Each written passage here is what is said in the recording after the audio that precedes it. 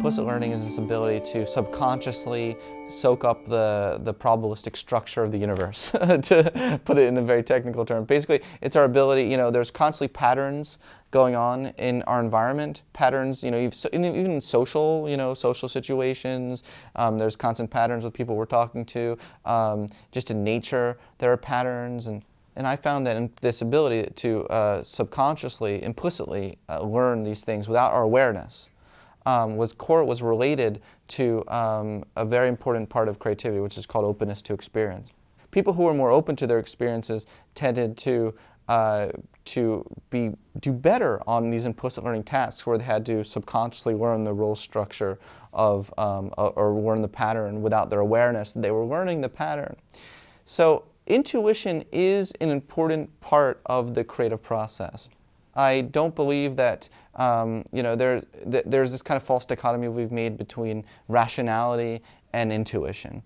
So again, the common theme today is the middle way, right? Because you go to a bookstore, you look at different sections of the bookstore, you look at like the rationality section, and it's like Dawkins and everyone, God is dead, blah, blah, blah, blah, blah, and you're like, everything, whatever you do, don't rely on your intuition. Intuition is BS. And then you go to like the spirituality section of the bookstore, and it's like, everything's like intuition, intuition, intuition. Rational people don't know what they're talking about. They're not in touch with spirituality, et cetera, et cetera. And I think there needs to be a middle way like section of the bookstore, which says that the optimal truth in the universe, optimal, not just discovering the truth, but also optimal creativity, we need to listen to our intuition, but not be ruled by our intuition. We need to be rational, but we need not be hyper-rational.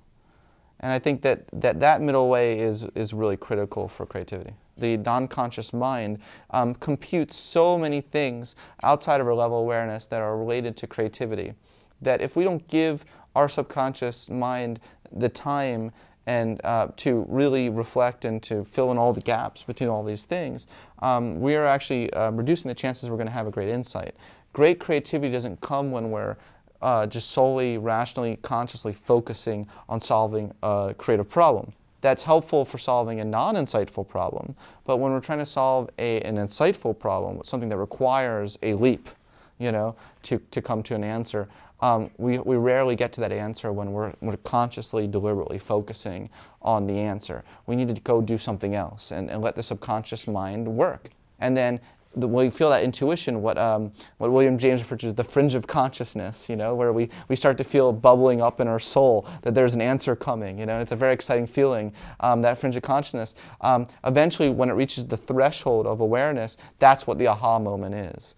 So we can sort of, the research shows we start to feel that an aha moment is coming, and then when an aha moment comes, it's like it pops into consciousness as one gestalt, as one whole piece, because that's what our subconscious has been doing, is trying to fill in all of those little missing pieces, so that finally, when it enters our consciousness, we only see it as one big gestalt. Now, that doesn't mean it's always right, however.